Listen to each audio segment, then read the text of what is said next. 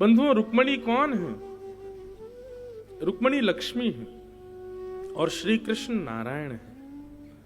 नारायण का विवाह लक्ष्मी के साथ ही होता है, इसलिए ठाकुर जी का विवाह रुक्मणी जी के साथ हुआ। श्री जी और ठाकुर जी में कोई भेद नहीं है, वो एक ही हैं। हमारी लाडली जी और श्री ठाकुर जी दोनों एक ही हैं, केवल प्रेम भक्ति की प्रकाश के लिए दो रूप धारण किए। बाकी उनको एक तो उनको होना पड़ता है, विवाह तो उनको होना पड़ता है जो हमेशा से अलग थे। जो अलग थे उन्हीं को ही विवाह करना पड़ता है, पर जो एक ही है उनको विवाह की क्या आवश्यकता। और रही बात तो हमारे वृंदावन रसिक जनों के और वृंदावन के चरित्रों में, गर्गाचार्य जी की गर्ग संहिता आदि में श्री जी के साथ ठाकुर जी का विवाह हुआ। बाल्यकाल में ठाकुर जी ने विवाह किया, ब्रह्मा जी ने आकर के और ये भी कथा गोवर्धन लीला की संबंधी है। कथा ऐसे आती है कि ठाकुर जी ने जब गिरिराज जी उठाए तो श्री यशोदा मैया को याद आई गर्गाचार्य जी की बात। बोले, मैया तुम्हारा लाला दिव्य लीलाएं करेगा, परंतु फिर भी कभी कभी अगर तुमको ऐसा लगे कि तुम्हारा लाला कहीं थक ना जाए, हार ना जाए, परास्त ना हो जाए, तो आप कृपा करना वृषभानु नंदिनी श्री राधा रानी को अपने लाला के सामने खड़ा कर देना। ये आपके लाला की आह्लादनी शक्ति है, श्री जी के आते ही आपके लाला को बल और बढ़ जाएगा। तो आज जब ठाकुर जी ने गिरिराज जी उठाए तो यशोदा मैया ढूंढ रही हैं कि वृषभानु नंदिनी राधा रानी कहाँ है, राधा रानी कहाँ है। 3 दिन हो गए लेकिन किशोरी जी नहीं मिली।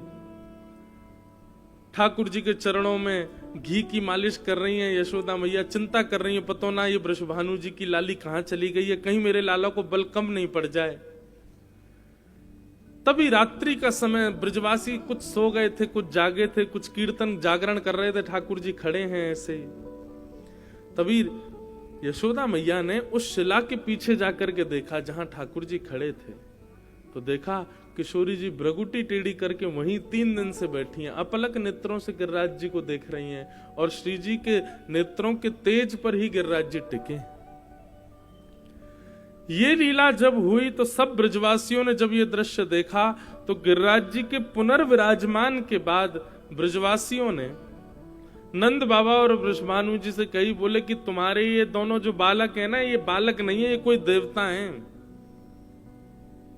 और तुम हमसे छुपा रहे हो। ये राधा रानी और ये कन्हैया, ये दोनों कोई देवी देवता हैं, इनके बारे में आप हमको बता नहीं रहे हो। तब नंद बाबा बोले, अरे देखो देवी देवता ना है ये, गर्गाचार्य जी ने इनकी कुंडली बनाई तब यूं कही कि ये दोनों नारायण के समान गुण वाले हैं। तो ब्रजवासी बोले, ये दोनों इतनी रक्षा ब्रजमंडल की करें तो एक काम करो, इन दोनों को ब्याह कर दो। तब नंद बाबा और वृषभानु जी के मन में भाव आया, बोले चलो ब्याह कर दें। और ब्याह का प्रस्ताव हो गया। ठाकुर जी तो नाचन लगे, बोले वाह मेरो ब्याह है, वारो है, खूब आनंदित है गए। ब्याह की एक रस्म, ऐसी एक परंपरा है कि कन्या के पक्ष से कुछ सामग्रियां आएंगी वर पक्ष के यहां, और वर पक्ष को चाहिए कि उन सामग्रियों को दुगना करके कन्या पक्ष के यहां भेजे, तब विवाह संपन्न होगा, तब विवाह पक्का माना जाएगा। ऐसा कोई नियम प्राचीन में था। तो महाराज नंद बाबा प्रतीक्षा कर रहे हैं, बोले वृषभानु जी के यहां से सामग्री आएंगी, फिर उसको दुगना दुगना करके हम भेजेंगे। तो कहते हैं वृषभानु जी के यहां से ऐसी ऐसी सामग्रियां बैलगाड़ियों में भर भर के आई, महाराज पूरे गोकुल में जगह नहीं बची बैलगाड़ियों को खड़ी करने की, इतनी सामग्री आई। सामग्रियां देख करके नंद बाबा बोले, भैया सामग्री तो बतेरी आई है, चलो करेंगे व्यवस्था। मुनीम को बुलाया, बोले सुनो, इनके सबके मोल बताओ, ये जो सामग्री आई है, रत्न आए हैं, आभूषण आए हैं, मोती आए हैं, इन सबके मोल बताओ। तो मुनीम आदि और कुछ विशिष्ट जनों ने, सुनारों ने आकर के जब सामग्री देखी तो एक माला उठाई मोती की, और उसको जब आकलन किया कैसा मोती है, कितना भार है, कितने का होगा, नंद बाबा से जाकर के बोली, बाबा तुम अपनी 9 लाख गैयान ने बेच दो, अपनो पूरा नंद भवन बेच दो, पूरे गोकुल को बेच दो और तुम्हारी पुश्तैनी जितनी सामग्री है वो सब भी बेच दोगे, तब वृषभानु जी के द्वारा भेजी गई सामग्री में से एक माला के बराबर आप धन इकट्ठा कर पाओगे। समझ में आई? बोले एक माला जितनी मूल्यवान है उतना धन आप तब इकट्ठा कर पाओगे जब आप सब बेच दोगे। गोकुल को बेच दो, गैयान को बेच दो, घर बेच दो, नंद भवन बेच दो, अपने खेत बेच दो, तब जाकर के एक माला के बराबर आपके पास धन आवेगा। ऐसी असंख्य मालाएं आई हैं, ऐसे असंख्य रत्न आए हैं, ऐसी मणियां आई हैं, ऐसे दिव्य दिव्य आभूषण आए हैं, कहां से दुगुना करके भेजे हम? कहने का अभिप्राय, श्री जी के वैभव के आगे ठाकुर जी को वैभव नहीं टिका। लोग कहते हैं लक्ष्मीपति नारायण, पर उल्टा हो गया, लक्ष्मी तो पूरी श्री जी के पास ही बैठी है। हमारे वृंदावन में कहते हैं ठाकुर जी जहां विराजते हैं उस पूरे क्षेत्र में लक्ष्मी निवास करती है, पर हमारी श्री जी जहां पे पैर रख के चली जाती है वहीं श्री जी, वहीं लक्ष्मी विराजमान हो जाती है। जहां से गुजर जाती है ना वहां लक्ष्मी विराजमान है। जहां श्री राधा चरण रेणु की कमला लेत बलैया, आतुर वन में व्यास पुकारे, है कोई रसिक सुनैया, वृंदावन साचो भैया। ऐसी हमारी श्री जी। नंद बाबा बोले भैया एक काम करो, वृषभानु जी से मना कर दो, हम तो ब्याह कर ही नहीं पाएंगे, हम आपके लायक नहीं हैं। इतने घर, इतने बड़े घर की बहू हमारे यहाँ कैसे रहेगी भैया? जाके एक माला पे हमारी सबरी संपत्ति बिक जाएगी। सोचो, ये तो अभी ब्याह पक्के करवे के काजे इतनी सामग्री आई है, ब्याह होगो तब का होगा हमारो। नंद बाबा बोले भैया यथावत जितनी सामग्री है सबको वापस भेज दो, और पत्र लिख दिया वृषभानु जी को कि हम आपके लायक नहीं है, हम आपकी बराबरी नहीं कर पाएंगे, हम आपकी लाली को अपने घर में नहीं रख पाएंगे, इतनी व्यवस्था हमारे पास नहीं है, आप यह संबंध को हमारी तरफ से मना समझो। नंद बाबा ये पत्र लिख रहे थे, ठाकुर जी देख रहे थे, बोले तो ब्याह है वे तो पहले ही टूट रहा है। ठाकुर जी दौड़ करके गए और एक बैलगाड़ी में से एक मोती की माला चोरी करके भाग गए। और यहां नंद बाबा ने मुनीम आदि से कही, बोले जितनी सामग्री आई है सब गिन गिन के वापस भिजवा दो। गिनती भई तो महाराज एक बैलगाड़ी में मोतीन की माला में एक माला कम पड़ गई। नंद बाबा तो सिर पकड़ के बैठ गए, राम राम, जितनी सामग्री आई दुगना करना तो दूर, हम तो उतनी भेज भी नहीं पा रहे, ये माला कौन चोरी कर लेगो। पूरे गोकुल में हल्ला मचाया, भैया सबके हाथ पांव जोड़ रहे हैं, वो माला वापस कर दो, वृषभानु जी के आगे नाक कट जाएगी, बरसाने वाले बहुत गाली देंगे हम लोगन को। नंद बाबा बड़े दुखी, मुनीम जी दुखी, सब दुखी घूम रहे हैं। तभी ठाकुर जी अपनी कारी कमरी बांध करके अपनी सुंदर घुंघराले केशन को लहराते भये, आहा उछलते कूदते भये, नाचते गाते भये आ रहे सामने से। बाबा इतने उदास काहे को बैठे हो, इतने दुखी क्यों बैठे हो?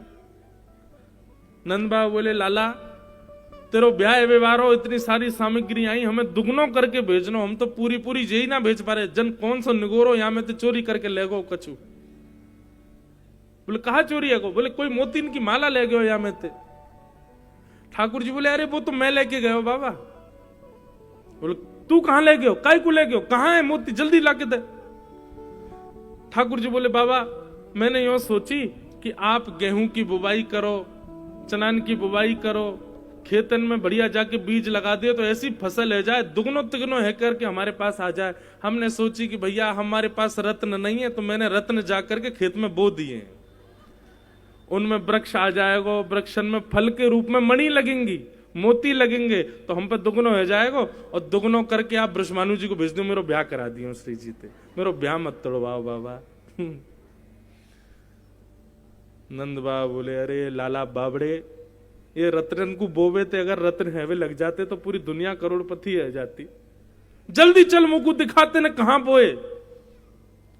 ठाकुर जी नंद बाबा की उंगली पकड़ करके ले गए। मन में बड़े दुखी है रहे, बोले मेरो ब्याह टूट जाएगा। मन ही मन श्री जी को स्मरण करने लगे, हे श्यामाजू कृपा करो।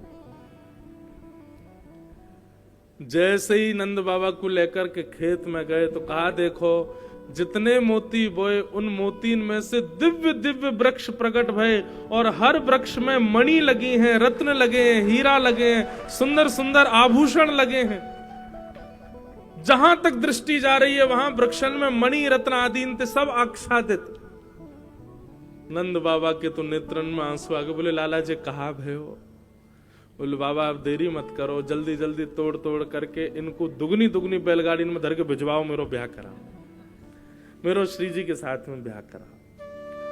तब नंद बाबा और सब गोकुल वासी ने वो खेत में लगे वृक्षन में से रत्न तोड़ तोड़ करके वापस बरसाने भिजवाए। तो महाराज बरसाने जब वो बैलगाड़ियां पहुंची ना गोकुल से, तो बैलगाड़ियों का इतना प्रकाश कि ऐसा लगा मानो इतनी बैलगाड़ियों में साक्षात सूर्य नारायण बैठ करके आ रहे हो, इतना प्रकाश। ऐसे दिव्य दिव्य रत्न मणियां आदि सब नंद बाबा ने भिजवाई। ब्रजमानु जी प्रसन्न हो गए और भांडीर वन में ठाकुर जी का श्री जी के साथ विवाह हुआ। ये हमारे ब्रज साहित्य की कथा है। बाकी श्रीमद् भागवत के अनुसार कृष्ण और राधा में कोई भेद नहीं, दोनों एक ही हैं। विवाह करने की अभिलाषा उसको हो जो अलग है, आप उससे ब्याह करोगे जो आपका नहीं है, उसको अपना बनाने के लिए ब्याह करोगे। लेकिन श्री जी तो सदा ठाकुर जी की हैं, ठाकुर जी सदा श्री जी के हैं, दोनों को ब्याह की आवश्यकता नहीं है। लक्ष्मी अलग है, इसलिए वही लक्ष्मी सीता जी के रूप में आती हैं, वही लक्ष्मी रुक्मणी जी के रूप में आती हैं। तब कृष्ण उनके साथ वर्ण करते हैं, विवाह करते हैं। अपनी वस्तु को अपना बताने के लिए कोई प्रकल्प थोड़ी करना पड़ता है, विलग वस्तु को अपना बनाने के लिए प्रकल्प करने पड़ते हैं। विवाह एक पवित्र संबंध है, विवाह एक बड़ा शुभ संबंध है, पर निश्चित है कि उसमें दोनों विवाह करता विलग होते हैं, अलग हैं। वो एक होने का प्रयास करते हैं। परिवार अलग है, एक होने का प्रयास करते हैं। मन बुद्धि विचार अलग हैं, वे एक होने का प्रयास करते हैं। पर जहां सब कुछ एक ही है वहां एक होने का प्रयास थोड़ी होता है।